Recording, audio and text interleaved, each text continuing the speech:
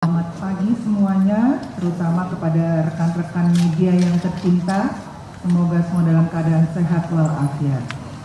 Sebelumnya kita panjatkan puji dan syukur kepada Tuhan Yang Maha Esa dan berkat limpahan kasih-Nya kita dapat berkumpul pagi ini dalam situasi yang sehat, dalam situasi yang mudah-mudahan selalu gembira dalam acara konferensi pers. Kita tahu bahwa merespon pemberitaan hangat yang sedang berkembang di ruang publik saat ini terkait dengan dugaan pelanggaran disiplin oleh tenaga medis. Oleh karena itu hari ini saya Wiwit dari Kementerian Kesehatan bersama dengan Kementerian Pendidikan Tinggi, Sains dan Teknologi, RSUP Hasan Sadikin, Universitas Padjadjaran melaksanakan konferensi pers dengan tema pembenahan PPDS, RSUP Hasan Sadikin dan juga Universitas Padjadjaran. Dan kegiatan ini dimaksudkan untuk memberikan penjelasan yang komprehensif terkait dengan upaya perbaikan kolaboratif dalam tata kelola pembinaan dan pengawasan PPDS. Dan saat ini sudah hadir di samping saya, dalam daring ada Menteri Kesehatan Bapak Budi Gunadi Sadikin, kemudian Mendistek Saintek ada Prof. Brian, kemudian ada Dirjen Dikti Saintek Prof. Ahmad Najib, dan yang hadir saat ini di luring adalah Ibu Irjen Kemenkes Ibu Murti Utami, kemudian Dirjen Keslan Dr. Ashar Jaya, Dirjen SDMK Ibu Yuli, SKM Bidang DSO Dr. Kirana, mungkin ada di daring, kemudian Karokom Bapak Aji Muhawarman, Dirut RSHR Dr. Rahim Dinata Marsidi, Irjen Dikten Saintek Dr. Katarina Mulyana, Dirjen Diktek Sains tadi di daring, kemudian Rektor Unpad Profesor Arif, dan Inspektorat Investigasi Bapak Albertus Agus. Baik, untuk yang pertama, kita akan dengarkan penjelasan dari Bapak Menteri Kesehatan, Bapak Budi Gunadi Sadikin. Silakan Bapak.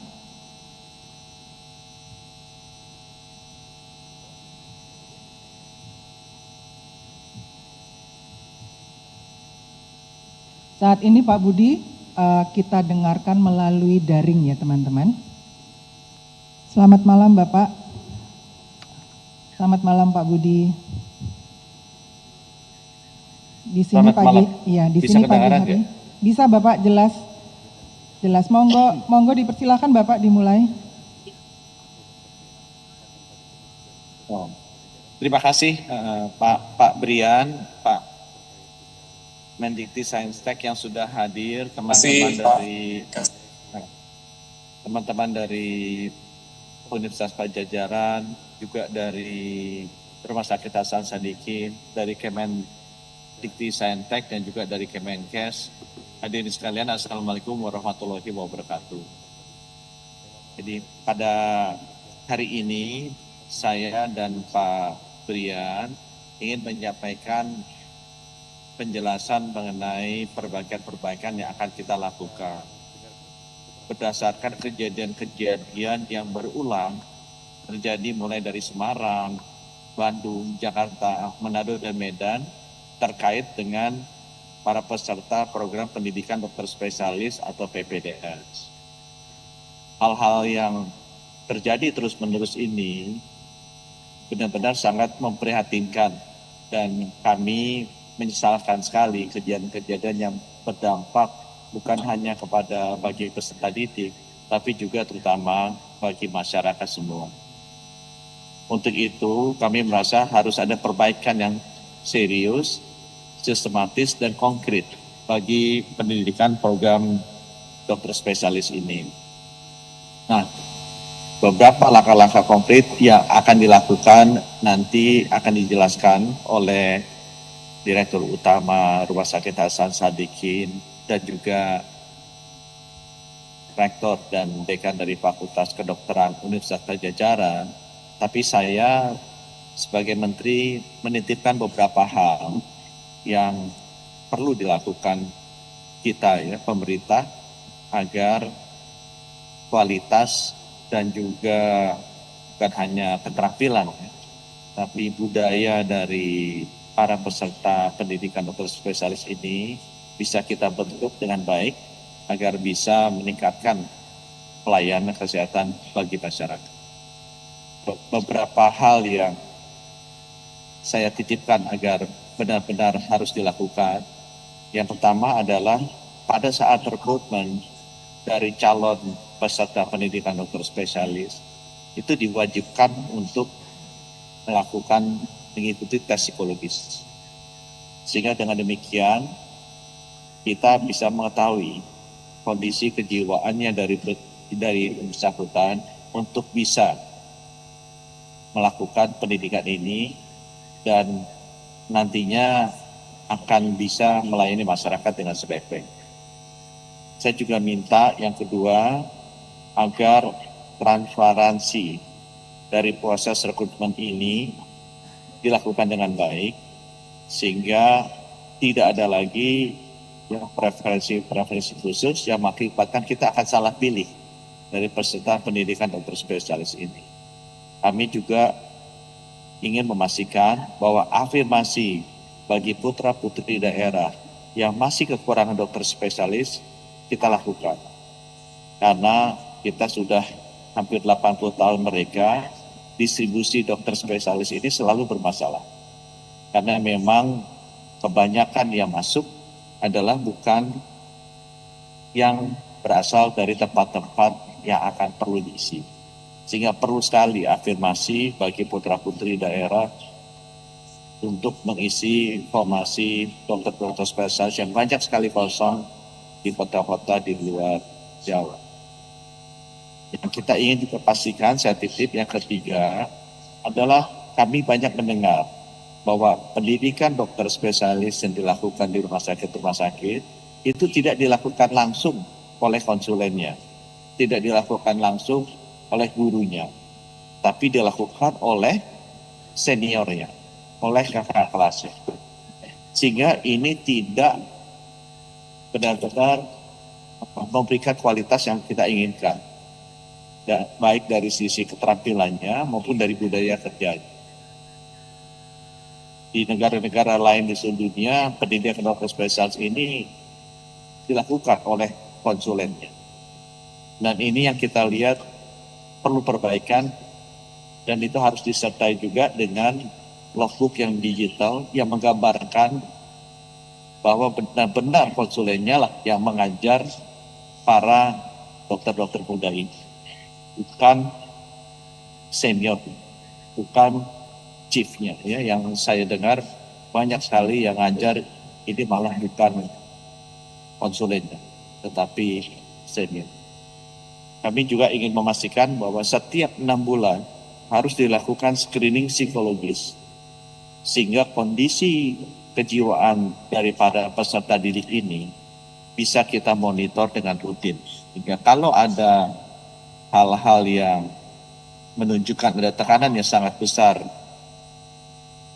di mental mereka, bisa kita identifikasi dengan lebih dini. Terkait dengan pelayanan di rumah sakit, saya juga meminta agar disiplin jam kerja bagi para peserta didik ini dilakukan tanpa kecuali. Kami mendengar bahwa para peserta didik dokter spesialis ini dipaksa bekerja luar biasa. Ya. Banyak yang bilang katanya ini untuk latihan mental, tapi menurut saya terlalu berlebihan.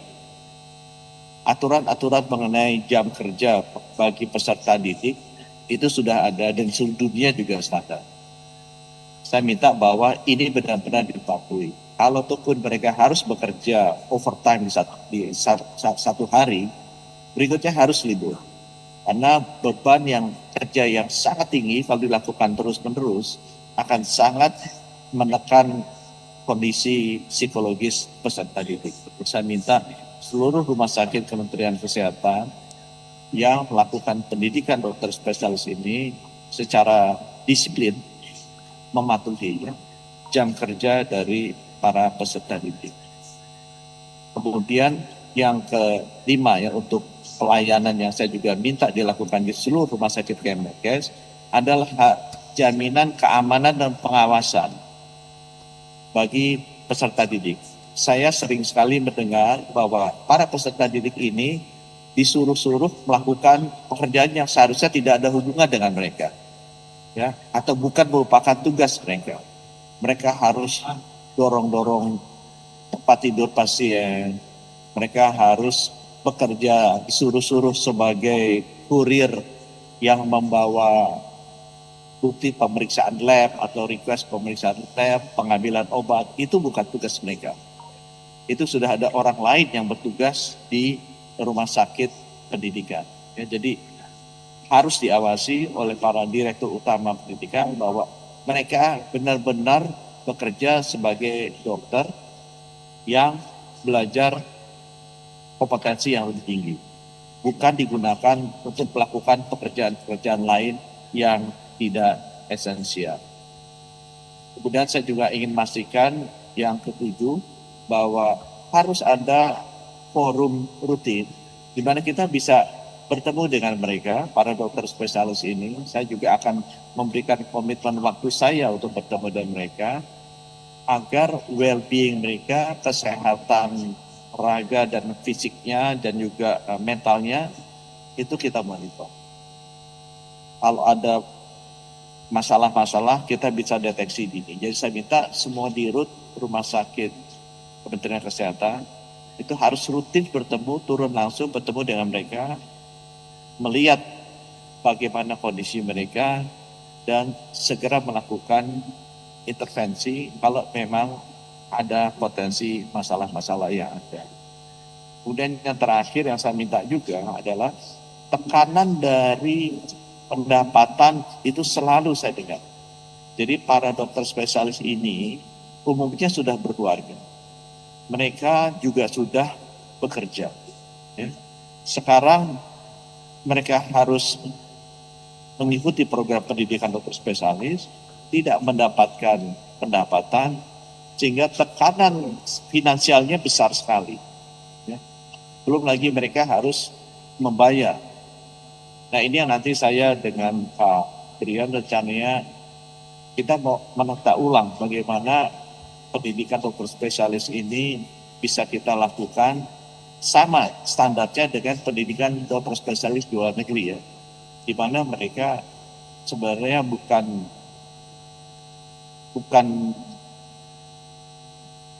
harus mengeluarkan uang ya.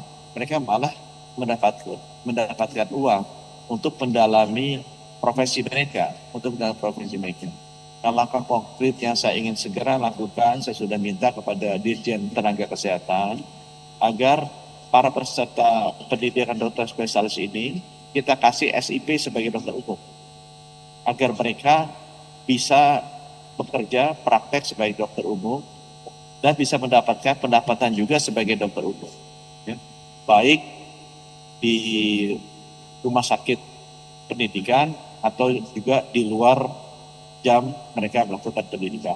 Itu sebabnya kenapa jam kerja sebagai PPDS harus diatur, agar mereka bisa melakukan pekerjaan dokter umum di rumah sakit pendidikan dengan SIP, bukan hanya sebagai PPDS, tapi SIP sebagai dokter umum, agar bisa mendapatkan penghasilan. Sehingga diharapkan dengan demikian, tekanan finansial yang luar biasa besar yang dialami oleh para peserta PPDS ini bisa kita kurangi. Saya harapkan bahwa langkah-langkah konkret ini bisa kita lakukan cepat dan terus kita monitor pelaksanaannya agar itu tadi ya, masalah yang serius, sistematis di program pendidikan dokter spesialis ini bisa kita atasi bersama-sama. Nanti kami akan minta teman-teman dari Rumah Sakit Hasan Sadikin dan Universitas FK Unpad untuk bisa menjelaskan perbaikan-perbaikan di sisi mereka. Tapi apa yang saya sampaikan tadi saya harapkan bisa berlaku secara nasional di semua rumah sakit pendidikan Kementerian Kesehatan. Terima kasih atas perhatiannya. Wassalamualaikum warahmatullahi wabarakatuh. Waalaikumsalam warahmatullahi wabarakatuh. Terima kasih banyak Pak Menkes. Selanjutnya izin Pak Menkes kita akan bergabung dulu dengan Bapak Menteri Pendidikan Tinggi Sains dan Teknologi, Prof. Brian. Monggo silahkan Prof. Terima kasih, suara saya bisa didengar ya? Bisa Prof, jelas. Assalamualaikum warahmatullahi wabarakatuh, salam sejahtera buat kita semua. Salam, Om Swastiastu, Namo Buddhaya, salam kebajikan. Yang kami hormati Bapak Menteri Kesehatan Republik Indonesia beserta jajaran. Yang kami hormati Direktur Utama RSUD Dr. Hasan Sadikin, jajaran Kemendikti-Saintek serta Rektor Universitas Padjadjaran. Tentunya juga kepada seluruh rekan-rekan media yang hadir mengikuti baik secara daring maupun luring acara ini. Pertama-tama izinkan kami menyampaikan rasa prihatin dan duka yang mendalam atas terjadinya kekerasan seksual yang dilakukan oleh seorang mahasiswa PPDS Universitas Padjadjaran di RSUP Dr. Hasan Sadikin. Peristiwa ini tentu mencederai rasa keadilan, martabat kemanusiaan, dan kepercayaan publik terhadap institusi pendidikan kedokteran serta rumah sakit sebagai tempat belajar dan memberikan pelayanan. Mewakili pemerintah Republik Indonesia, kami bersama-sama dengan Bapak Menteri Kesehatan tadi tentu menyatakan sikap tegas, tidak ada toleransi terhadap segala bentuk kekerasan, lebih dalam ruang pendidikan dan layanan kesehatan. Kekerasan apapun bentuknya, tentu kita harus tindak tegas, baik secara akademik, secara administratif, maupun secara hukum. Kita tidak boleh memandang kasus ini sebagai peristiwa individual semata. Tadi Pak Menkes juga sudah menyampaikan beberapa kasus-kasus lainnya, melainkan juga tentu sebagai alarm atas perlunya evaluasi dalam sistem pendidikan profesi kedokteran kita. Selanjutnya kami tentu mengapresiasi langkah cepat Universitas Padjadjaran, Bapak Rektor, Bapak Dekan, serta seluruh jajarannya yang dalam waktu kurang dari 24 jam sejak kejadian dilaporkan, pelaku langsung dinonaktifkan dari seluruh kegiatan akademik dan klinik. Investigasi internal segera juga dilakukan dan pelaku sudah mengakui perbuatannya. Dalam waktu 1 bulan juga Pak Rektor sudah mengeluarkan keputusan pemutusan hubungan studi secara permanen.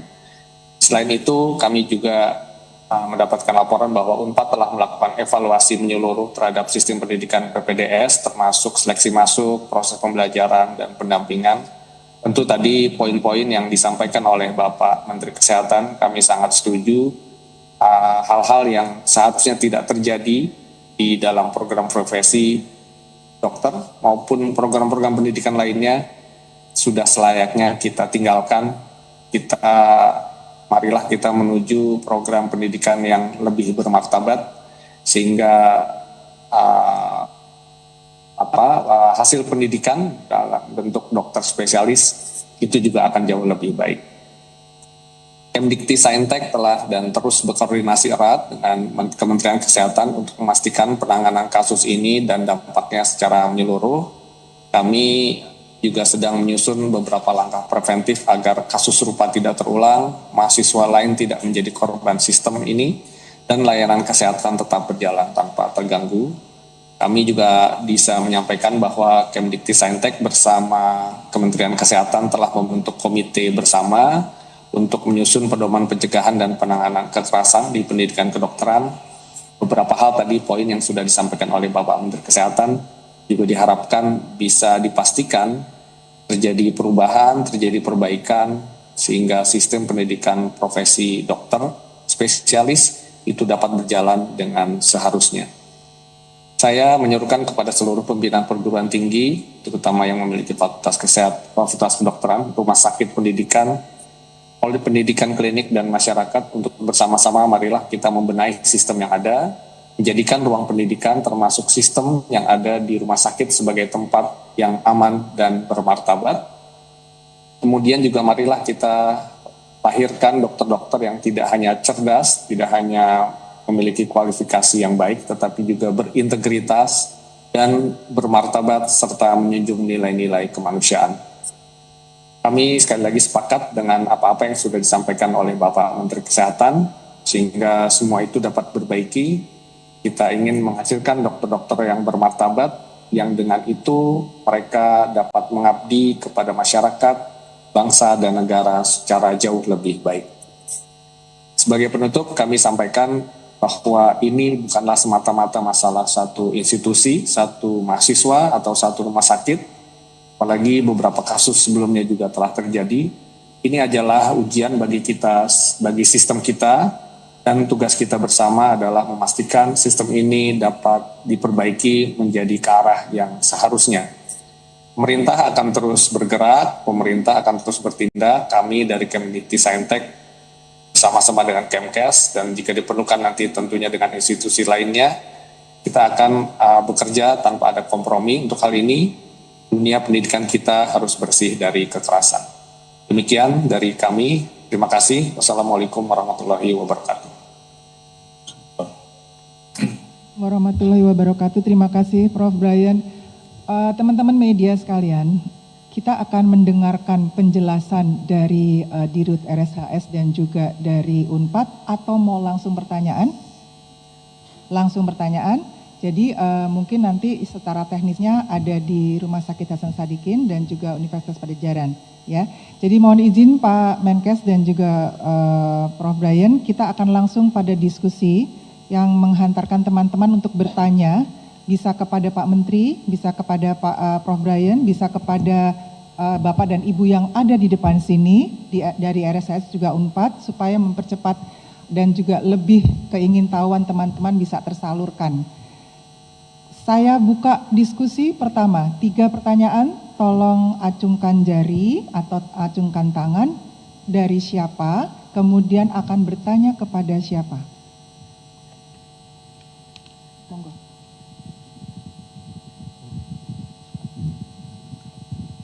Ya, selamat pagi. Izin saya Nafila dari Detikkom. Ada 2 pertanyaan. Mungkin yang pertama terkait pengawasan. Ini ditujukan mungkin untuk Pak Aco atau mungkin bisa untuk Pak Menkes nanti. Tadi kan sebetulnya perbaikannya adalah kebanyakan di pendidikan begitu, di PPDS. Nah, tapi pelanggaran yang kemarin terjadi kan juga di rumah sakit. Nah, apakah mungkin nanti ke depan ada evaluasi atau perbaikan sistem secara nasional untuk pengawasan sendiri di rumah sakit untuk mencegah kembali terjadinya kasus tersebut. Nah, yang kedua mungkin untuk Dr. Murti ya, ini apakah ada catatan laporan selama ini gitu ke kasus kekerasan seksual yang dicatat oleh Kemenkes, dan bagaimana trennya setiap tahun, karena ini kan akhirnya juga menjadi momentum untuk lebih banyak aduan begitu ya, kasus dari catatan RSHS ini. Nah, itu kalau memang pun ada catatannya, berapa persen yang kemudian sudah berhasil ditindaklanjut? Terima kasih. Baik, terima kasih. Yang berikutnya, Linda. Jawa Pos, monggo. Saya buka 3 dulu ya, pertama. Selamat pagi, saya Linda dari Koran Jawa Pos. Pertanyaan saya ada 3. Yang pertama, Pak Menkes tadi menyatakan bahwa adanya harapan untuk mengubah nantinya konsulen yang mengajar langsung PPDS seperti itu. Nah, mereka juga, konsulen ini juga ada beban praktik dan sebagainya. Ke depan akan seperti apa model perubahan mengajarnya, dan kenapa selama ini tidak bisa berjalan seperti itu? Kenapa harus chiefnya yang mengajar? Mungkin dari Bapak Rektor mungkin nanti bisa menjelaskan. Yang kedua, terkait dengan tes kejiwaan itu tanggung jawab siapa? Apakah tanggung jawab Kemenkes ataukah Ristek Diki? Yang ketiga, saya tujukan kepada Direktur RSHS terkait pengawasan obat Bapak. Nah, kemarin kan ditemukan ada 5 jenis obat yang disebutkan oleh kepolisian bahwa dokter PAP ini membawa obat tersebut. Meskipun beliau kepolisian menegaskan bahwa itu diambil dari luar. Sebenarnya seperti apa sih pengawasan obat di RSHS? Karena semalam saya kontak dengan Badan POM bahwa ada evaluasi internal untuk RSHS terkait pengawasan obat. Terima kasih. Baik, terima kasih. Satu lagi dari sebelah belakang. Silakan Pak. Izin Ibu, Teguh dari Anyus Media Group. Izin menanyakan mengenai jam prakteknya PPDS, itu yang katanya konon sampai 80 jam per minggu. Kalau nggak salah 80 jam per minggu. Nah, ini akan dibatasi seperti apa? Tadi Pak Menkes juga sudah menyatakan akan dibatasi jamnya PPDS itu nanti akan jadi berapa per minggunya. Terus yang kedua mengenai tes kejiwaan itu tadi, kalau kata ID mengenai tes kejiwaan ini maupun akan dilakukan sebulan sekali, tapi kalau ini kan kasuistik ya. Jadi akan seperti apa nanti penggambarannya dari mengenai tes kejiwaan para dokter ini. Dan apakah tes kejiwaan para dokter ini hanya khusus untuk PPDS atau nanti juga yang di rumah sakit yang sudah mereka praktik itu? Terima kasih. Baik, teman-teman, karena banyak pertanyaan kepada RSHS juga Unpad, saya akan memberikan waktu 5 menit kepada RSHS dan juga Unpad untuk memberikan paparan seperlunya sesuai dengan pertanyaan-pertanyaan, supaya nanti ada pertanyaan yang sudah bisa terjawab dalam paparan, ada juga pertanyaan yang akan terjawab dari bincang-bincang ini. Monggo silakan yang pertama kepada Dirut RSHS. Waktunya 5 menit ya Pak. Terima kasih. Assalamualaikum warahmatullahi wabarakatuh. Memang yang banyak sekali bertanya adalah tentu tentang pengawasan obat di rumah sakit. Kami di rumah sakit punya yang namanya standar operasional prosedur mengenai farmasi sesuai dengan akreditasi yang ditentukan oleh baik dari KAS maupun GCI. Jadi selama ini kami alhamdulillah pengawasan berjalan dengan baik sampai terjadinya kejadian ini. Nah ini mungkin karena ini tindakan kriminal murni, jadi yang bersangkutan ini di luar pengawasan kami ya. Nah contohnya, jadi setelah kami telusuri, jelas kalau kami itu, kalau namanya narkoba itu sampai pemegang kuncinya pun ada 2 orang, tidak sendirian untuk kalau membuka obat narkotika. Dan itu jelas berapa keluar kembali sekian. Nah kami telusuri, jelas kalau kami itu, kalau namanya narkoba itu sampai pemegang kuncinya pun ada 2 orang, tidak sendirian untuk kalau membuka obat narkotika. Dan itu jelas berapa keluar kembali sekian. Nah yang dilakukan oleh oknum ini adalah dia mengambil sisa-sisa dari yang sudah dimasukkan ke pasien. Misalnya ada dari 2 ampul ada sisa setengah cc atau cc diambil. Jadi dia punya sendiri akhirnya. Nah ini yang kami tidak bisa ini. Jadi kalau kami mengeluarkan 2, kembalinya harus 2. Nah ini jelas sekali bahwa SOP yang sudah ada di kami itu mengenai narkoba ini sangat-sangat sekali ketat, dan itu selama ini kami lakukan sesuai dengan apa yang sudah disetujui atau sesuai dengan standar operasional yang diperlakukan oleh KARS maupun GCI. Nah mungkin kalau mengenai kami, kejadiannya mungkin teman-teman sudah tahu bahwa kami pada tanggal 17 Maret, yaitu ada pasien yang datang ke rumah sakit akan dilakukan operasi dan yang bersangkutan perlu darah. Nah, ini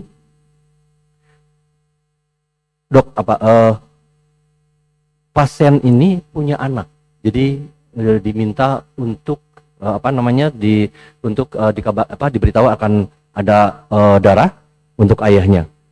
Kemudian sekitar jam 1 ada residen, ya ini yang oknum ini, yang kemudian mendekati atau mendekati ya, bahwa yang bersangkutan akan dibantu untuk diambilkan darah. Nah ini di kami itu sebetulnya kalau darah itu memang kalau di bank darah kami ada, kami itu biasanya ngambil dari bank darah kami ya. Nah untuk nanti kalau misalnya kosong, kami biasanya meminta yang bersangkutan atau keluarganya untuk bisa diambil darahnya. Nah ini mungkin yang oknum ini yang membujuk supaya atau mungkin ya mengatakan bahwa dokter akan membantu membawakan atau mengambil darahnya. Sebetulnya ini kalau dilihat dari cara dia membujuk memang sudah direncanakan. Nah, dia dibawa ke ruangan yang ruangan yang memang ruangan itu tidak difungsikan karena sedang dalam perbaikan. Jadi jelas dia bisa membawa sampai ke sana.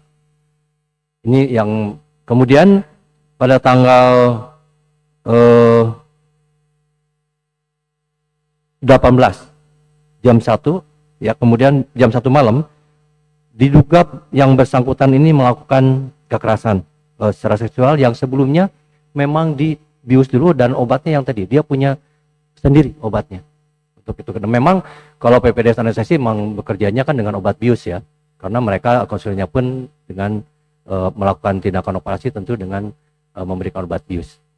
Kemudian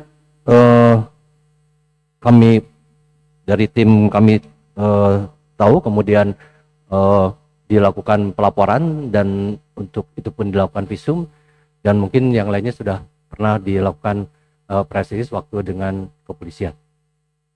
Demikian. Terima kasih Pak Dirut. Kemudian monggo kami persilahkan kepada Rektor Unpad, Prof. Arief. Baik, terima kasih Bu. Tadi pertama mengenai bagaimana pengajaran langsung oleh spesialis. Perlu kami sampaikan bahwa sebetulnya secara standar memang pendidikan harus dijalankan oleh seorang dosen. Jadi tidak boleh oleh peserta didik lain. Jadi ini ada penyimpangan dari standar. Semua dokter harus berada di tempat pada saat melakukan pelayanan yang notabene adalah melakukan pendidikan.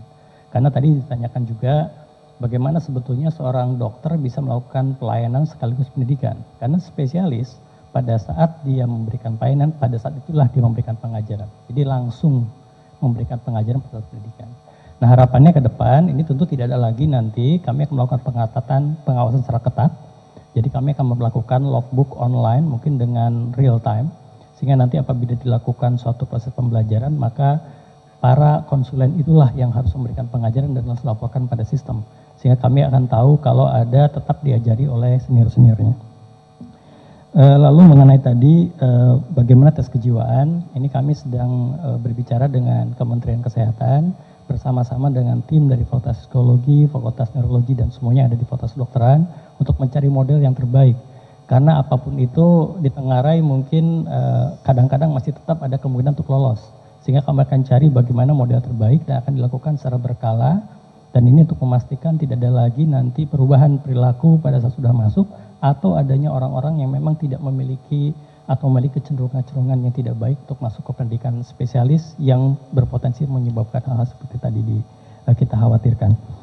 Mengenai 80 jam per minggu, ini sudah kami putuskan dan disepakati juga dan dalam peraturan kementerian juga dinyatakan mengenai pendidikan spesialis. Tidak berarti bahwa pendidikan PPDS tidak boleh jaga malam, tetapi apabila sudah jaga malam maka besoknya harus istirahat, harus tidur.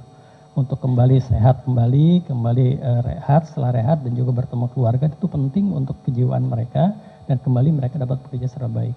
Nah kemarin ini karena terlalu capek mungkin dan seterusnya jadi kebanyakan mungkin ada human error pada saat bukan kasus yang kemarin ya, tapi kasus yang lain ada human error dan sebagainya karena mungkin terlalu capek dan sebagainya.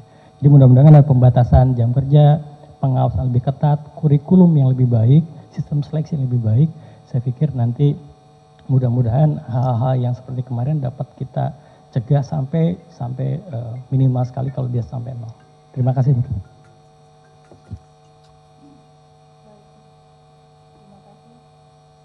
kasih Prof. Teguh. Pak Menkes, ada beberapa pertanyaan kepada Bapak, yaitu dari Detik terkait dengan pengawasan di rumah sakit, apakah Kemenkes akan ada evaluasi, kemudian juga tentang tes psikologis itu punyanya Kemenkes atau Kemendikristi, kemudian juga tadi tentang disiplin jam kerja. Monggo Pak Menkes. Ya. Jadi yang pertama tadi Nabila ya dari Detikcom bertanya mengenai pengawasan di rumah sakit. Kami lihat memang harus ada perbaikan yang serius di rumah sakit pendidikan.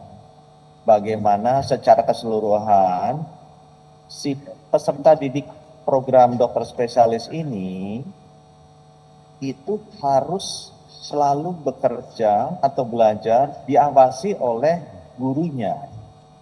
Jadi tidak boleh dia dilepas begitu saja. Nanti kami akan perketat karena itu tadi yang disampaikan Pak Rektor, kami sering dengar tuh bahwa konsulennya tidak mengajar mereka, yang ngajar malah seniornya. Itu serius itu dan itu harus perbaiki. Khusus untuk anestesi, karena ini kejadian di Semarang dan kejadian di Bandung, kita lihat begitu prodinya kita tunda, itu rame malah program layanan anestesia, bukan pendidikan anestesia. Jadi begitu kita hentikan PPDS anestesi untuk hadir di rumah sakit Kemenkes, ketahuan tuh, ternyata bahwa banyak dokter anestesi yang tidak bekerja di rumah sakit. Saya mulai mengamati bahwa ternyata yang melakukan pekerjaan anestesi di rumah sakit di ruang bedah adalah PPDS-nya. Dan ini bukan hanya buruk untuk pendidikan, ini sangat buruk untuk patient safety. Dan ini kejadian ini terjadi. Ya, jadi saya serius akan memperbaiki cara kerja dokter-dokter anestesi bahwa di seluruh dunia demi pasien safety, sejak pasien masuk ruang operasi sampai keluar, itu dokter anestesia harus selalu ada di situ. Ya, karena kalau terjadi apa-apa, pasiennya bisa celaka. Di Indonesia ternyata prakteknya banyak yang keluar, begitu sudah tidur langsung keluar itu dokter anestesia. Jadi praktek-praktek seperti ini berbahaya sekali dan tidak mengikuti standar dunia untuk best practices. Ini ketahuan pada saat kita bekukan sementara itu prodi anestesi di Rumah Sakit Karyadi dan Rumah Sakit Hasan Sadikin. Dan saya dengar ini terjadi hampir di seluruh rumah sakit pendidikan. Jadi yang mengerjakan pekerjaan konsulen dokter anestesi adalah PPDS-nya, adalah muridnya. Jadi sangat berbahaya. Jadi saya akan sangat serius memperbaiki pengawasan baik dari kerja, dan jangan sampai si dokter PPDS ini bekerja secara berlebihan dan dia tidak dibayar. Yang dibayar tetap dokter anestesinya, tapi yang kerja itu PPDS-nya. Jadi praktek-praktek seperti ini nanti akan secara keras kita perbaiki agar dokter anestesinya lah yang harusnya bekerja, PPDS-nya melihat dia bekerja, atau kalau pun PPDS-nya diberikan kesempatan hands-on, harus ada dokter anestesinya di sana. Tidak bisa ditinggalkan begitu saja karena ini sangat berbahaya bagi patient safety. Itu contoh-contoh pengawasan yang akan kita lakukan secara serius menjawab pertanyaan Nafila tadinya. Menjawab pertanyaan Linda dari Jawa Pos. Ya. Pak, itu konsulen nanti gimana? Kan sibuk dia sambil bekerja, kok masih ngajar? Memang tugasnya atau pendidikan dokter spesialis ini pendidikan profesi ya, pendidikan keterampilan. Jadi memang si peserta didik itu harus melihat dokternya atau konsulennya itu bekerja seperti apa. Jadi pertama mereka harus melihat. Tahap kedua mereka harus melakukan tapi didampingi oleh seniornya atau bukan senior, oleh konsulennya dan dibantu oleh konsulennya. Tahap ketiga baru mereka melakukan sendiri. Tapi tetap diawasi oleh gurunya, oleh konsulennya.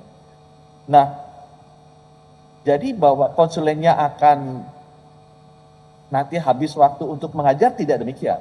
Karena konsulennya atau gurunya itu mengajarnya sambil bekerja. Ini mengajarnya bukan seperti mengajar di kelas, kemudian dia nulis apa tulis, tidak. Dia mengajar sambil bekerja. Justru kalau konsulennya tidak bekerja, dia tidak mengajar. Atau gurunya tidak bekerja, dia tidak mengajar.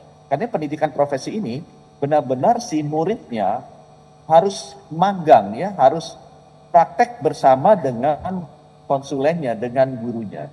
Itu sebabnya pertanyaan bahwa konsulennya atau gurunya nanti kalau sibuk mengajar tidak bisa bekerja jadi tidak relevan.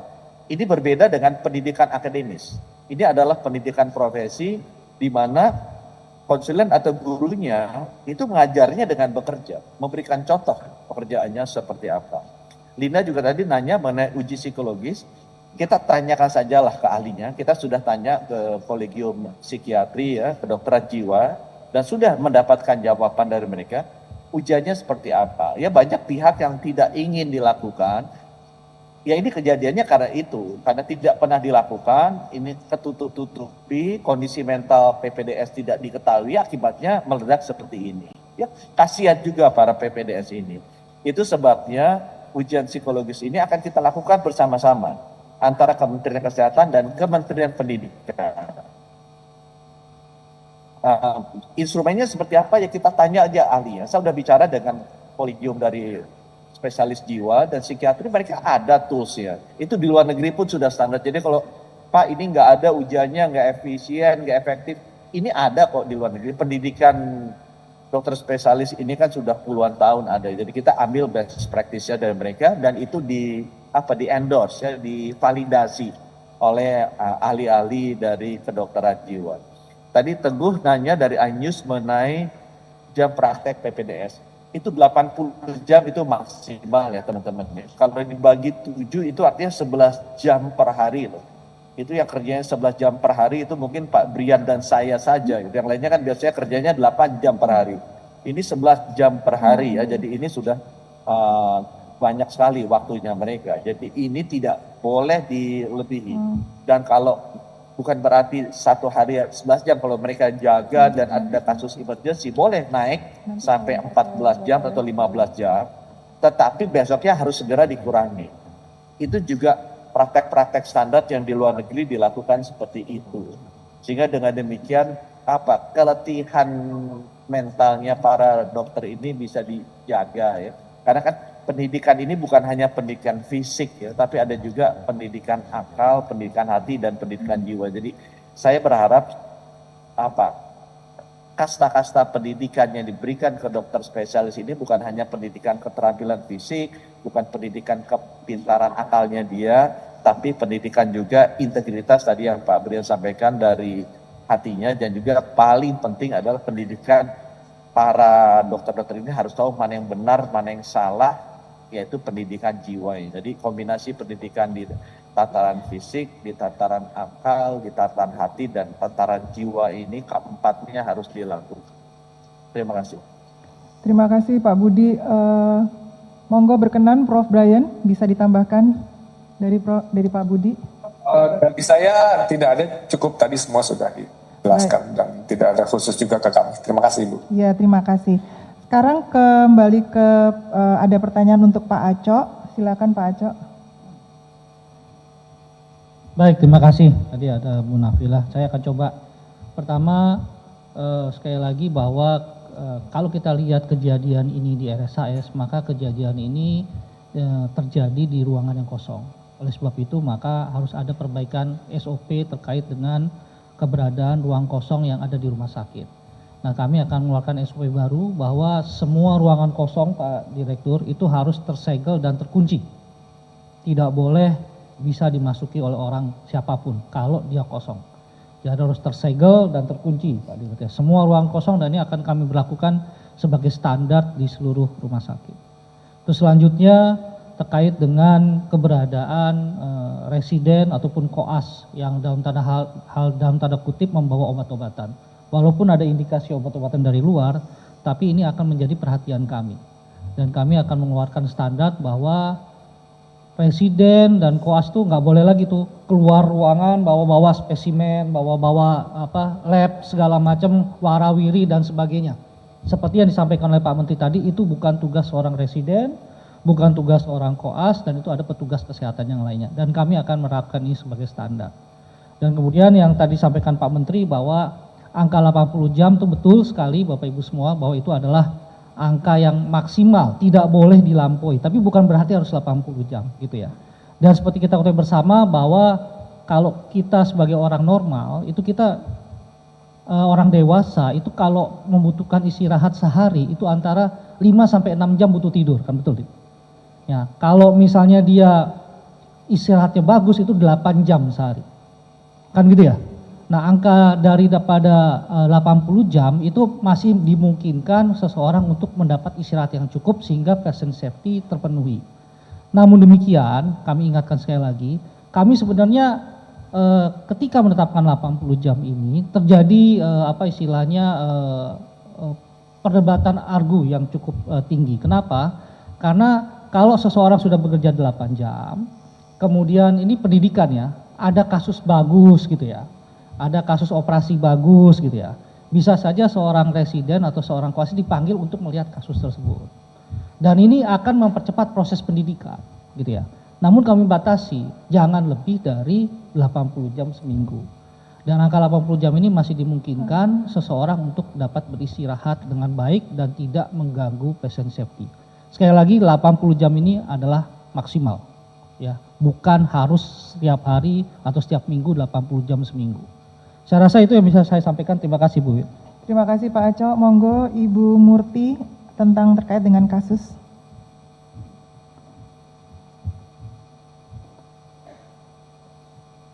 Baik, terima kasih. Saya mencoba menjawab pertanyaannya dari Detikcom, Mbak Nabila. Jadi kami di Inspektorat Jenderal Kementerian Kesehatan sejak tahun lalu sudah membuka akses layanan pelaporan perundungan ya. Dan sampai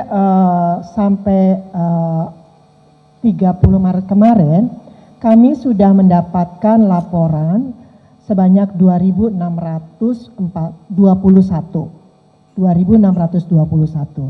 Yang masuk dalam kategori perundungan itu sebanyak 620 laporan. Ya. Tadi ditanya spesifik oleh Mbak Nabila, apakah ada pelaporan kekerasan seksual dalam hal ini pemerkosaan? Secara spesifik pemerkosaan tidak ada, tapi memang ada pelaporan pelecehan seksual dari peserta PPDS. Itu ada 3 laporan yang sudah masuk dan sudah kita tindak lanjuti. Nah, saya coba kembali lagi terhadap data 620 perundungan. Dari 620 laporan perundungan yang masuk, yang lokusnya atau tempat perundungannya berada di Rumah Sakit Vertikal Kementerian Kesehatan, itu ada 363 ya. 363 laporan. Dan untuk di luar rumah sakit vertikal itu ada 257. Nah, 257 ini biasanya saya berkolaborasi dengan Ibu Irjen Kemendikti, Saintek, untuk lokus-lokusnya di mana. Dan beliaulah yang nanti akan berkoordinasi dengan teman-teman dari FK. Ya. Nah, dari laporan yang sudah kita tindak lanjuti, teman-teman sekalian, memang ada 3 rekomendasi yang kita mintakan untuk dihentikan prodinya. Yaitu ada 3, yaitu ada di rumah, pertama adalah prodi anestesi di Rumah Sakit Karyadi, ya, sampai saat ini belum kita buka. Ya. Kedua, terjadi di Rumah Sakit Kandau dan Universitas Samratulangi, itu di prodi penyakit dalam. Dan yang terakhir ini kecepatan dari responsif dari Pak Dirjen menutup sementara gitu ya Pak Dirjen ya, untuk prodi anestesi di Rumah Sakit Hasan Sadikin bersama Unpad. Jadi ada 3 yang kita freeze dan sampai saat ini kita tetap evaluasi. Jadi teman-teman sekalian, tadi kita mendengarkan Pak Dirut, RSHS, Pak Rektor ya, apa yang mereka akan lakukan. Dan ini mereka sudah tuangkan di dalam action plan perbaikan mereka. Nah, action plan ini akan kami monitoring, akan kami evaluasi bersama dengan Ibu Katarina sebelah saya, Ibu Irjen Kemendikti Saintek. Dan nanti ini menjadi bagian dari rekomendasi untuk pembukaan prodi, gitu. Karena harus kita evaluasi dulu dan kita harus cek betul apakah tidak hanya sebatas komitmen ya yang disampaikan di sini, tetapi fakta-fakta di lapangannya seperti apa, sehingga kita lebih prudent apakah prodi ini pantas dibuka atau tidak, gitu ya. Sementara kan kita akan evaluasi. Mungkin dari saya seperti itu Bu Wiwit, terima kasih. Baik, terima kasih Bu Murti. Ini sebetulnya ada pertanyaan terakhir dari Mas Teguh, tapi tadi sudah dijawab oleh Pak Menteri. Pak Rektor, saya langsung ke pertanyaan sesi kedua, tiga penanya. Baik, tadi yang angkat tangan kayaknya yang sebelah sini dulu deh, yang tengah. Iya, yang belakang. Ya, tes Bu, Bapak mohon izin, saya Ayu dari akurat.com mau tanya terkait tes kejiwaan ini kan jadi penekanan aja akan diterapkan untuk seluruh calon PPDS seperti itu ya.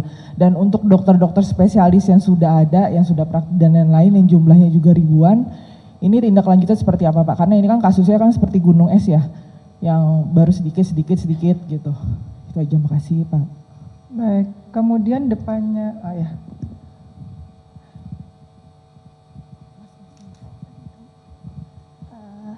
Oke, Yang baik. mana? Terima kasih. Saya Alia dari Reporter Kumparan. Jadi ada 2 pertanyaan yang akan saya ajukan untuk Kemenkes. Pertanyaan pertama ini tadi kan Pak Menkes sempat bilang akan memberikan SIP kepada dokter PPDS untuk diizinkan praktik sebagai dokter umum. Nah, teknisnya itu seperti apa sistemnya nanti? Dan kemudian ini sebenarnya ini terkait tentang STR juga. Jadi dari informasi yang saya dapatkan bahwa tersangka dari dokter bullying yang melakukan bullying terhadap dokter PPDS Risma ini, dia kan STR-nya sudah ditangguhkan, tetapi dia tetap masih bisa melakukan semacam uji sertifikasi pada semester 5, sedangkan di PPDS itu, PPDS anestesi itu kan sampai semester 8. Nah, ini juga kan terkait dengan dokter Priguna, ini kan STR-nya ditangguhkan. Apakah nanti dia diberikan semacam kayak misalnya izin untuk melakukan uji praktik, atau bagaimana terkait sistem STR ini? Terima kasih. Satu lagi, silakan. Saya kasih satu lagi berarti 4 ya. Monggo.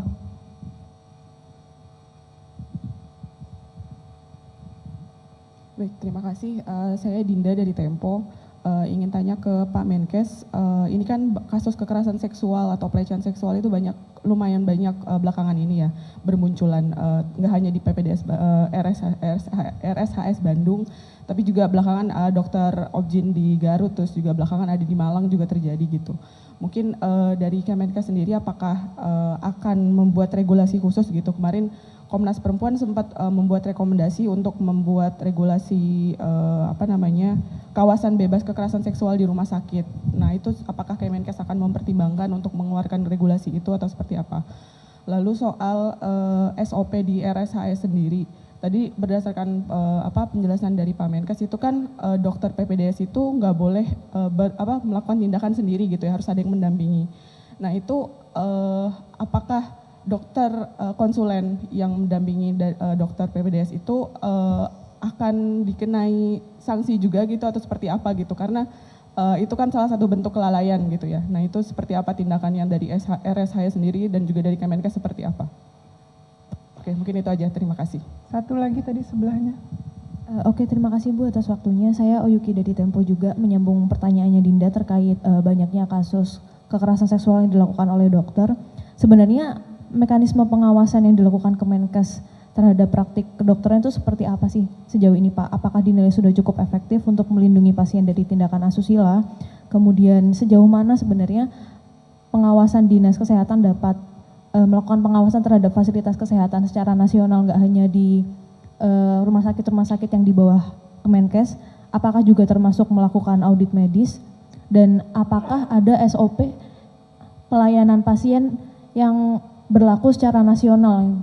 Seperti misalnya ketika melakukan pelayanan kesehatan itu dokter harus didampingi oleh perawat dan lain semacamnya, terus kemudian terkait keluar masuknya obat, itu apakah ada SOP yang berlaku secara nasional yang dikeluarkan oleh Kemenkes? Itu saja, terima kasih Bu. Baik, terima kasih. Izin Pak Menkes, semua pertanyaan sepertinya ke Pak Menkes banyaknya, dari Akurat, kemudian Kumparan, dan juga Tempo. Ya, saya akan mulai dengan yang Alia ya dari Kumparan ya. Itu tadi nanya mengenai SIP dokter umum dan SCR di Undip ya. Memang salah satu masalah kenapa tekanan kejiwaan itu terjadi di PPDS, sesudah saya bicara dengan beberapa orang dari mereka langsung, adalah karena mereka tidak ada pendapatan. Padahal mereka ini umumnya sudah berkeluarga dan sebelumnya sudah bekerja sebagai dokter umum. Terampil di sistem pendidikan, program pendidikan dokter spesialis sekarang, mereka hanya diberikan SIP sebagai peserta PPDS. Sehingga tidak dikenal di sistem BPJS kalau mereka bekerja untuk bisa mendapatkan pendapatan. Padahal kasihan mereka ini kan untuk menghidupi keluarganya, sehingga akibatnya juga terjadi yang masuk itu orang-orang kaya semua yang bisa masuk pendidikan PPDS, either dia didukung selama pelajaran oleh orang tua mereka, jadi pasti anak orang kaya, atau mereka memang sudah mengumpulkan menabung uang cukup. Nah, cuma ini kan sistem yang tidak sehat, karena di luar negeri kan PPDS itu pendidikan profesi ya, jadi dia bisa sambil bekerja, belajar sambil bekerja. Nah itu sebabnya saya sudah minta Dirjen Tenaga Kesehatan untuk bisa menerbitkan lagi SIP tambahan bagi semua peserta PPDS. Yang cuma ini nanti masih dilihat ya gimana pengaturan jam kerjanya. Sehingga pada saat mereka belajar di rumah sakit pendidikan, kan mereka sebenarnya bisa jaga bangsal, bisa jaga IGD, bisa juga menemani konsulen gurunya juga melihat pasien. Beberapa tindakan nantinya juga tergantung tingkatan mereka ya, itu bisa dilakukan juga oleh mereka, sehingga dengan demikian mereka berhak juga untuk mendapatkan pendapatan dari situ ya. Dan balik lagi saya selalu lihat best practice-nya di luar negeri seperti apa. Nah, dengan demikian ya, saya harapkan nanti tekanan finansial kepada peserta PPDS ini bisa kita kurangi sehingga mereka bisa hidup lebih normal lah sebagai seorang yang sudah berkeluarga, memiliki keterampilan dan bisa mendapatkan income.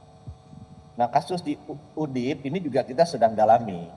Kenapa kok bisa seseorang yang sudah terbukti melakukan bullying, kemudian dalam proses pidana kok bisa diluluskan gitu. Dan juga lulusnya aneh gitu. Artinya pendidikan itu biasanya berapa semester, ini sebelum selesai proses pendidikannya sudah lulus gitu, lebih cepat. Jadi saya minta Ibu Irjen untuk melihat ada apa nih, kenapa kok yang bersangkutan sudah jelas-jelas melakukan kesalahan dan dalam proses pidana lagi ya, kok kemudian malah lulusnya bisa lebih cepat gitu, kayak orang yang sangat pintar dan sangat hebat gitu. Jadi saya memang minta di Ibu Irjen untuk dilihat gitu, apa yang terjadi di pendidikan, program pendidikan di Rumah Sakit Karyadi dan Undip. Tadi pertanyaan Dinda dari Tempo ya, bahwa kejadian ini banyak ya, memang disebut tadi kan ada 600 dan 2.600 pengaduan. Dari 2.600 tuh 600 sudah terbukti valid. Dan beberapa yang terkait dengan pelecehan itu juga banyak sekali di sana. Dan saya sudah ditelepon sama Ibu Menteri PPA dan mengajak kita untuk duduk bersama membuat program pengawasan bersama. Nah memang ini kan selama ini memang tertutup ya. Ini salah satu praktek-praktek yang tertutup, tidak banyak yang melihat. Sekarang dengan adanya sosial media, dengan keterbukaan dari generasi muda, itu membuat berita ini bisa keluar. Saya rasa seperti yang tadi disampaikan, ini adalah tip of the iceberg. Sebenarnya kejadiannya banyak dan sistematis, cuma tidak terungkap. Jadi ya saatnya kita berintrospeksi. Nah, saya terima kasih sekali nih Pak Brian mau sama-sama kita memperbaiki prosesnya kita gitu ya, supaya bisa berjalan dengan baik dan semua kejadian ini tidak terulang lagi. Kemudian Oli juga tanya itu SCR sama SEP itu nantinya seperti apa? SCR itu kan memang wewenangnya sekarang diterbitkan sekali aja seumur hidup oleh Kementerian Kesehatan. Sedangkan SIP itu diterbitkan bertahap juga melalui Dinas Kesehatan. Jadi mesti ada ininya ya, mesti berjenjang juga pengawasannya. Tugas kita di jajaran Kementerian Kesehatan dan Dinas Kesehatan itu di bawah pemerintah daerah untuk bisa melakukan pengawasan itu dari pelaksanaan disiplin para tenaga kesehatan dan tenaga medis untuk menjalankan profesinya. Dan kita memiliki wewenang sekarang untuk mencabut STR dan SIP itu kalau memang benar-benar terbukti adanya pelanggaran. Dan pengawasannya seperti apa? Ya, kita sekarang berterima kasih karena kita mendapatkan bantuan dari teman-teman di media untuk bantu mengawasi layanan kedokteran dan profesi ini, tapi kedepannya kita untuk standar prosedurnya itu sudah ada yang namanya PNPK. Jadi standar layanan itu sudah ada. Jadi tidak mungkin misalnya orang usus buntu di CT scan, itu nggak mungkin. Karena sudah ada prosedurnya yang harus dipatuhi dan setiap rumah sakit sudah memiliki itu. Yang sekarang kita lakukan adalah kita akan merapikan secara nasional rekam medis elektronik. Agar kita juga bisa melihat secara nasional semua tindakan-tindakan yang dilakukan oleh tenaga medis dan tenaga kesehatan, apakah itu sudah sesuai dengan panduan nasional yang kita berikan, ya, yang kita berikan. Itu Oyuki tadi tanya, ya. Saya rasa itu yang saya ingin sampaikan, ya. Ya khususnya tadi yang di Karyadi dan di Undip, ya, kita ingin pastikan bahwa selama proses pengadilan masih berjalan bagi seniornya yang diduga melakukan bullying ini, memang sebaiknya jangan kemudian dilakukan percepatan yang meluluskan dia sebelum waktunya. Itu yang menurut saya itu agak, nanti saya minta Ibu Dirjen untuk memeriksa, ya, agar dipastikan proses pengadilannya bisa berjalan normal dulu, ya, berjalan normal dan selesai. Dan kemudian kita terburu-buru melakukan respons, sementara proses pengadilannya juga masih berjalan. Dan ini kan proses yang sifatnya pidana karena ada peserta didiknya yang kemudian wafat. Mungkin dari saya demikian, Bu. Terima kasih Pak Menkes. Dipersilakan Prof. Brian, ada tambahan? Monggo.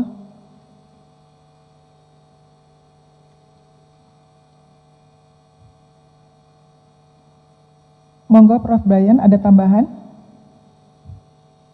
Baik, sedikit saja tambahan dari kami bahwa sesungguhnya di dalam lingkungan pendidikan tinggi kita sudah memiliki peraturan Menteri Dikbudristek pada saat itu nomor 55 tahun 2024 tentang pencegahan dan penanganan kekerasan di pendidikan tinggi, kekerasan seksual begitu ya. Jadi tentu sesungguhnya kami memiliki semangat tidak hanya di lingkungan pendidikan spesialis dokter, tetapi juga seluruh lingkungan pendidikan tinggi termasuk tentunya spesialis dokter itu terdapat aturan, ketentuan bagaimana kita melakukan pencegahan terjadinya tindak kekerasan tersebut, dan kami juga memungkinkan untuk dilakukan laporan-laporan atau pengaduan-pengaduan, dan setiap kampus sudah memiliki satgas pencegahan tindak kekerasan seksual gitu, sehingga kami mendorong jika ada hal-hal yang ingin dilaporkan selain barangkali kepada laporan di lingkungan Kementerian Kesehatan juga bisa dilakukan di lingkungan perguruan tinggi masing-masing gitu. Demikian tambahan dari kami. Terima kasih Prof. Brian. Baik, berikutnya SOP di RSHS, silakan Dirut RSHS. Baik, terima kasih. Jadi jelas kalau untuk SOP yang namanya farmasi kami mengikuti atau sesuai dengan apa yang ditentukan oleh akreditasi nasional dan juga GCI, bahwa apa yang dilakukan untuk farmasi kami lakukan seperti tadi. Contohnya tadi, kalau mengeluarkan obat tuh harus 2 orang yang megang kuncinya, tidak 1 orang. Dan tadi kalau misalnya keluar sekian, kembali harus sekian, itu sudah sesuai. Nah ini memang untuk khusus untuk obat-obat seperti narkoba itu kami seperti itu. Dan kemudian mungkin kalau untuk kami di Sadikin, kami sudah berlakukan bahwa sekarang DPJP itu harus ada di rumah sakit dari jam 7.30 sampai jam 3:30. Jadi sesuai dengan aturan pekerjaan. Jadi kalau mereka nggak ada, nanti karena disiplin untuk tadi adalah disiplin pegawai negeri, ya. Dan bukan itu sebetulnya yang kami harapkan adalah mereka nanti akan terus intens berkomunikasi atau mengawasi para anak didiknya. Karena sesuai ketentuan para presiden ini tanggung jawabnya adalah ada di DPJP. Itu sesuai dengan ketentuan yang ada, dan mereka memang SIP-nya di kami itu ada SIP pendidikan, di mana dia itu ada kelas 1, apa yang bisa dikerjakan, semester 2, itu ada ketentuannya di SIP pendidikan itu. Jadi kami sekali lagi sudah melakukan di Hasan Sadikin bahwa para konselor ini sekarang harus ada di rumah sakit, baik itu di OK, waktu operasi, atau di rawat inap, waktu visite, atau di UGD, waktu emergensi.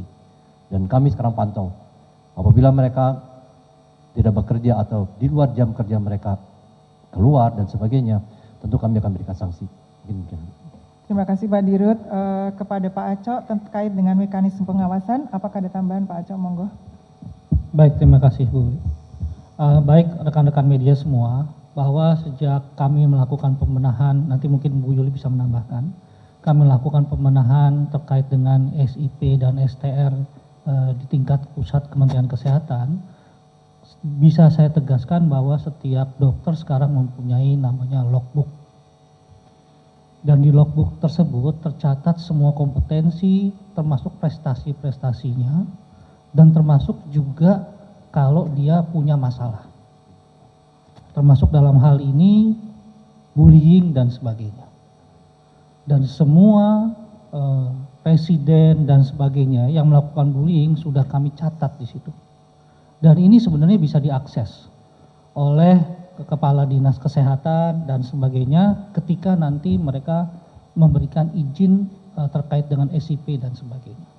Jadi pengawasannya sudah bisa dan sangat terbuka sekali, dan tentu saja mohon maaf nih hanya bisa diakses oleh stakeholder. Mungkin Bu Yuli bisa menambahkan Bu, terkait dengan logbook. Ya, bismillahirrahmanirrahim. Saya beberapa hal akan ada penegasan. Yang pertama adalah terkait dengan pengawasan. Pengawasan khususnya ini ada 2 ya, pengawasan terhadap residen atau PPDS itu. Kita saat ini telah mengembangkan, semoga nanti bisa kita kolaborasi dengan university base ya, di hospital base itu kita sudah membuat e-logbook. Di dalam e-logbook itu real time. PPDS nanti dengan serta-merta dia akan mengisi termasuk well-being-nya. Kita akan tahu dan itu bisa terakses. Tadi dikatakan bagaimana pusat dan daerah, itu bisa. Karena ada bagian tertentu yang bisa melihat, misalnya yang nanti ada Bu Irjen, ada saya, ada dinas kesehatan. Gitu. Yang kedua, pengawasan itu dari sistem informasi SDM kesehatan. Ya. Pelaku bullying itu kita bisa lihat. Teman-teman pemerintah daerah, khususnya dinas kesehatan, teman-teman perizinan dapat membuka flagging tersebut. Apabila di dalam sistem informasi SDM kesehatan terflagging berwarna merah, itu dinas kesehatan kabupaten kota atau perizinan bisa mengklik apa yang dilakukan oleh tenaga medis atau tenaga kesehatan. Ini bukan hanya PPDS. Ya. Jadi ada yang namanya sistem informasi sumber daya manusia kesehatan. Dan itu adalah prosesnya terintegrasi nanti dalam satu sehat dan sistem perizinan yang ada di pemerintah kabupaten kota. Gitu.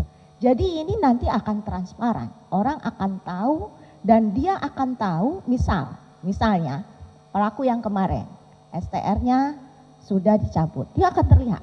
Artinya syarat perizinan salah satunya adalah STR.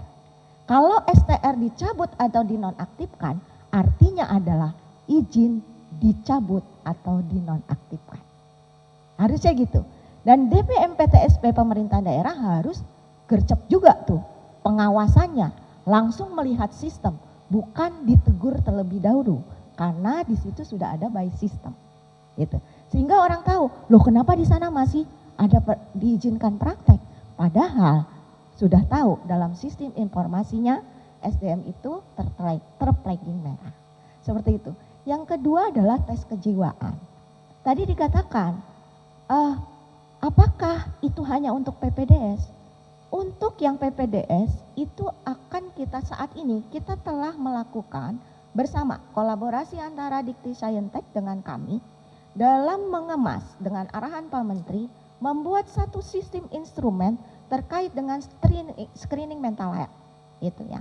Dan kemarin dilakukan MMPI, kemudian kita review kembali dan dengan adanya kerjasama dengan para kolegium psikolog dan kolegium psikiater.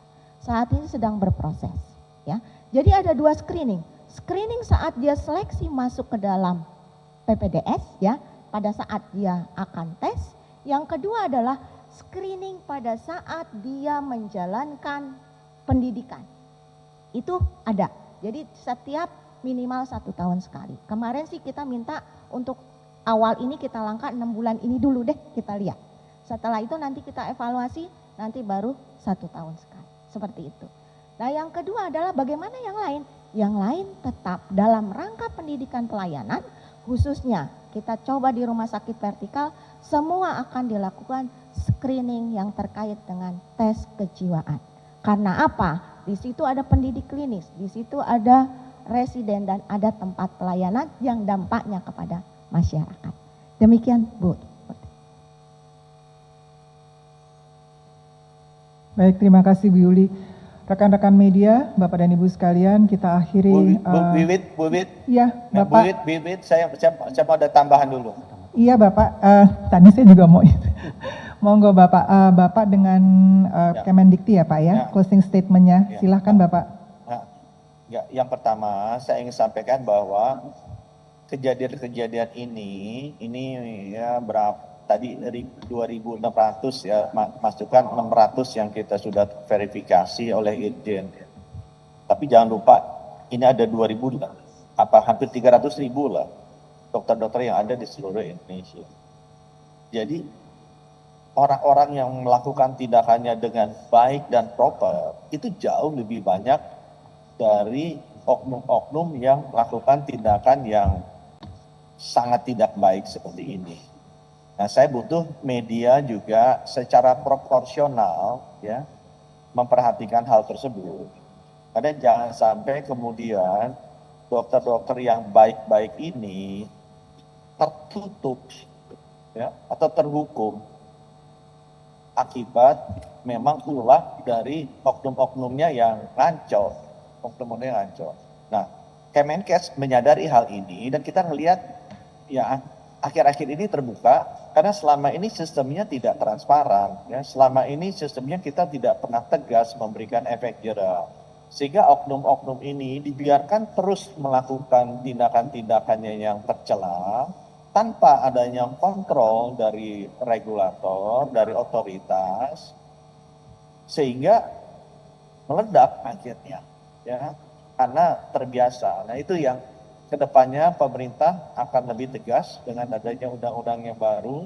Kita memiliki regulatory power yang cukup untuk bisa memastikan bahwa oknum-oknum dokter yang memang melakukan tindakan yang tidak benar ya seperti ini bisa kita identifikasi, akan segera kita hukum tanpa kecuali dan itu akan dicatat di rekam jejaknya mereka sehingga seluruh institusi layanan kesehatan, dinas kesehatan bisa mengetahui siapa saja ini oknum-oknum dokter yang tidak baik. Dengan demikian kita melindungi sebagian besar atau ratusan ribu dokter-dokter yang bekerja dengan baik dan benar. Sekarang mereka seperti Nila Setitik rusak susu sebelanga nih, yang sebenarnya berperilaku sangat buruk itu beberapa ratus atau beberapa ribu, tapi kena semua 300.000-nya. Nah ini yang tugas kita untuk melindungi mereka yang selama ini sudah bekerja dengan sangat baik dan sangat dedikasi, dan mereka itu sangat banyak juga ada di Indonesia ini, yang sekarang seakan-akan menjadi korban karena ulah oknum-oknum yang selama ini kita tidak pernah tegas menghukum mereka, membuka mereka secara transparan, menindaklanjuti semua keluhan-keluhannya masuk, agar masyarakat kemudian tidak memiliki persepsi yang salah seakan-akan semuanya begini. Ya. Tidak, saya jamin masih sangat banyak dokter-dokter yang melakukan pekerjaan dengan sangat baik. Dan tugas kita pemerintah adalah memperbaiki sistem yang ada sekarang ini. Kalau ada kesalahan harus kita identifikasi, buka secara transparan dan dihukum yang tegas agar bisa memberikan efek jera bagi oknum-oknum yang memang tidak berperilaku dan bermoral baik ini, sekaligus melindungi kepercayaan masyarakat dan melindungi ratusan ribu dokter-dokter yang memang bekerja dengan sangat baik. Mungkin dari saya demikian, saya titip ini ke teman-teman media juga. Terima kasih.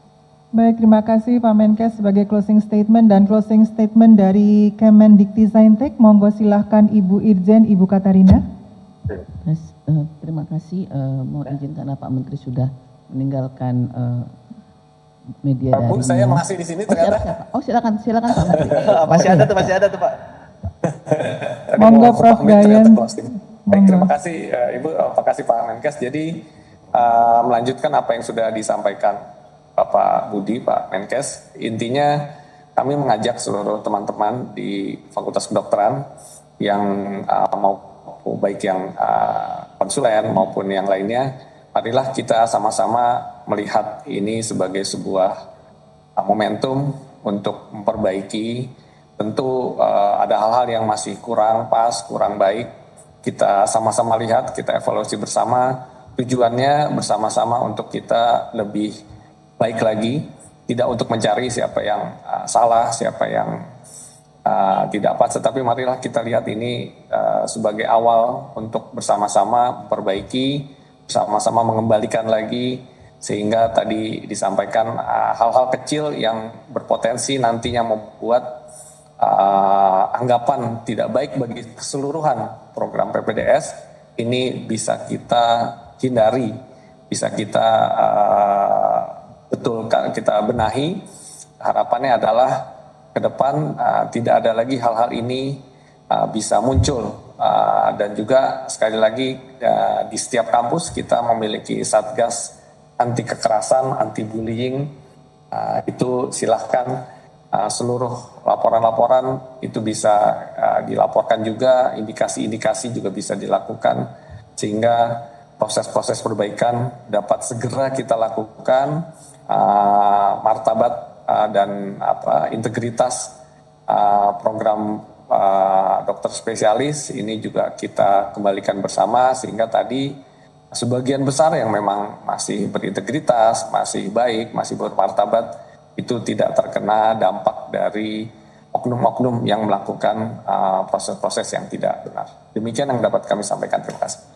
Baik, terima kasih Prof. Brian. Terima kasih banyak Pak Budi. Terima kasih banyak Prof. Brian. Terima kasih kepada Pak Arief, kemudian Ibu Katarina, Bu Murti, Pak Acok, Bu Yuli, dan juga Dirut RSAS. Terima kasih banyak atas perkenannya untuk hadir bersama kami di dalam pertemuan media ini.